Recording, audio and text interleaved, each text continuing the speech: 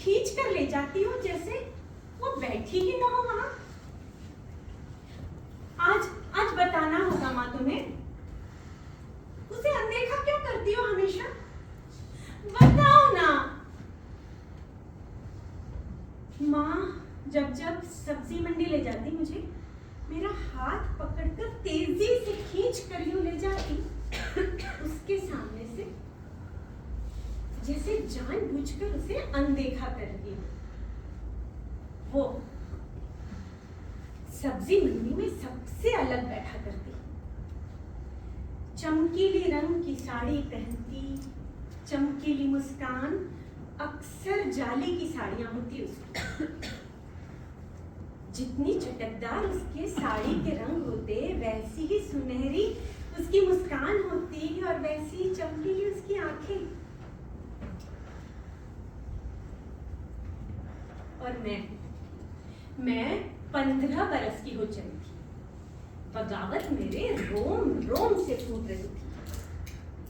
तो एक दिन मैंने हिम्मत करके माँ से पूछ लिया, माँ आज ना बताना ही होगा, क्यों उसके सामने से यूं ले जाती हो जैसे वो है ही नहीं वहां पर?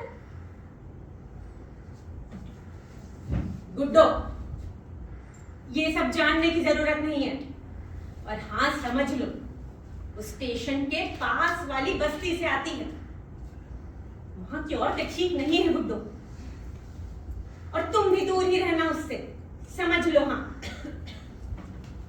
तो माँ, अगर स्टेशन के पास वाली बस्ती की औरतें ठीक नहीं है तो चाचा हर शाम क्यों जाते हैं वहां?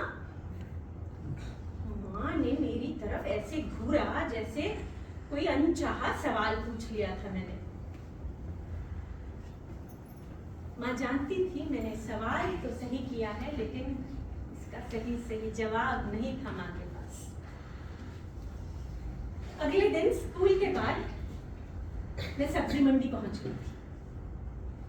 दूर से देख रही थी उसे, वो किसी से मोल भाव कर रही थी, किसी आदमी से जोर जोर से लड़ रही थी। उस दिन सबसे पहले खड़ी काया देखी मैंने उसकी। उसके पेट में उभार था, हामला थी वो लड़ाई खत्म होने के बाद मैं ठीक उसके पास जाकर खड़ी हो गई। अभी अपना थैला समेटा ही था उसने और आंखें उठाकर मेरी ओर देखा। खड़ी हुई फिर से और बोली, गुड्डो हो ना तुम? मैं चौंक गई थी और एक ही पल में मेरे सारे सवाल बाहर आ गए थे। मैंने उससे पूछा, तुम्हें कैसे पता मेरा नाम? और तुम कौन हो? और यहाँ सब्जी मंडी में सबसे अलग क्यों बैठती हो? और वो स्टेशन के पास वाली बस्ती से आती हो, वहां सारी औरतें ही क्यों रहती हैं? और ये जाली की साड़ी क्यों पहनती हो? प्रेग्नेंट हो तुम? वो चुपचाप खड़ी थी। कुछ देर बाद उसने आंखें उठाकर मेरी ओर देखा। उसकी आंखों में सारे सवालों के जवाब थे, लेकिन होठों पर एक भी नहीं। कुछ देर वो रुकी और फिर बोली, काशी हूं मैं। काशी, बनारस से लाई गई हूं यहां। वैसे काशी को भी बनारस ही कहते हैं गुड्डो।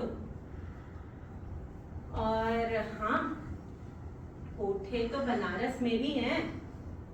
बनारस इस धरती का एक पवित्र शहर, लेकिन काशी भी अपवित्र है। गंगा भी मैली है। ये हवस ना बुरी चीज है, फिर भी हर जगह फैली है। इतना कहकर काशी एक हाथ से अपना पेट संभाले, दूसरा हाथ कमर पर रखे वहां से जाने लगा। काशी की खड़ी काया को मैंने जाते देखा तब तक जब तक वो नजर से ओझल नहीं हुई। और काशी जा चुकी थी और अनगिनत सवालों के खौलते सैलाब में मुझे अकेला छोड़ काशी वहां से जा चुकी थी। मैंने सोच लिया मुझे अगले दिन करना क्या है।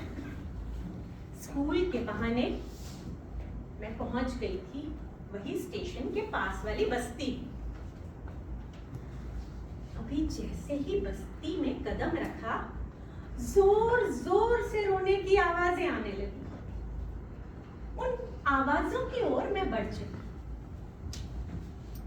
देखा तो वही जाली की चटकदार साड़ी पहने कुछ औरतें जोर जोर से रो रही थी, छाती पीट रही थी। मैं कुछ और आगे गई, देखा तो वहां एक कुआं था और कुएं के मुंडेर पर काशी बैठी थी। पल्लू छाती से ढला हुआ था, आंखें रो रो कर सूख चुकी थी। और ये क्या, उसके पेट का उभार गायब था। हिम्मत करके मैं काशी के पास पहुंची। काशी कुएं के मुंडेर पर बैठी कुएं में कुछ निहार रही थी। मैंने भी देखा, कुछ भी तो न था कुएं में। जैसे ही काशी की नजर मेरे ऊपर पड़ी, वो जोर से चिल्लाई, बोली, क्यों आई है यहाँ? चली जा यहाँ से। तुम्हारे बस्ती से सिर्फ मर्द आ सकते हैं यहाँ, औरतें नहीं, समझी तुम? चली जाओ अभी यहाँ से। मैं फिर भी चुपचाप वहीं खड़ी थी। कुछ देर बाद काशी बोली, एक मिनट रुकना गुड्डू, वो बस आता ही होगा ऊपर, अभी अभी आ जाएगा वो ऊपर। मैंने पूछा, कौन आएगा काशी? और फिर वो दहाड़ी चिल्लाई, जोर से रोई, बोली, हाय री, कैसे समझाऊं तुझे? कल रात बेटा जना था मैंने, बेटा आज इस कुएं में डाल दिया है। आज इस कुएं में डाल दिया है उसे। इस बस्ती में पैदा होने वाला हर बेटा इस कुएं में अपना दम तोड़ देता है। यही नियम है इस बस्ती का, यही अंधा कानून है इस बस्ती का। यहां बेटे बोझ हैं हम पर, बेटियां हमारा धंधा चलाती हैं। समझ गई तुम? अब चली जाओ यहां से, अभी की अभी चली जाओ।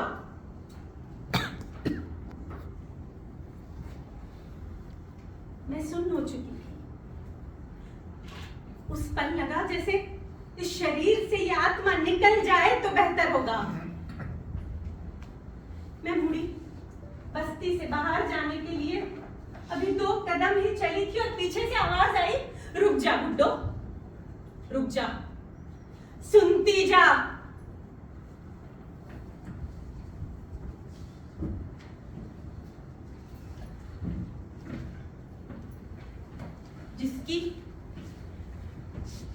जिसके ऊपर आने की बाट जो रही हूं ना मैं,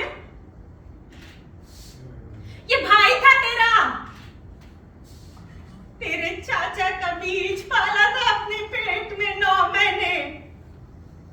इस कुएं में बेटा है मेरा, बेटा।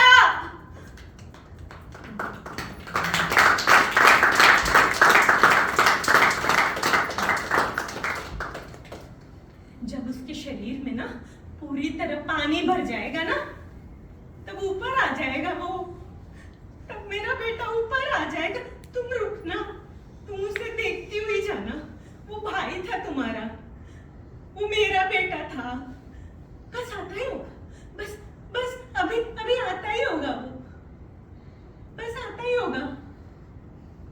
लेकिन तुम चली जाओ अपनी बस्ती, तुम चली जाओ अपनी बस्ती और फिर कभी मत आना, फिर कभी मत आना गुड्डो, फिर कभी मत आना, फिर कभी मत आना, फिर कभी मत आना, फिर कभी मत आना, फिर कभी मत आना, फिर कभी मत आना। वाह।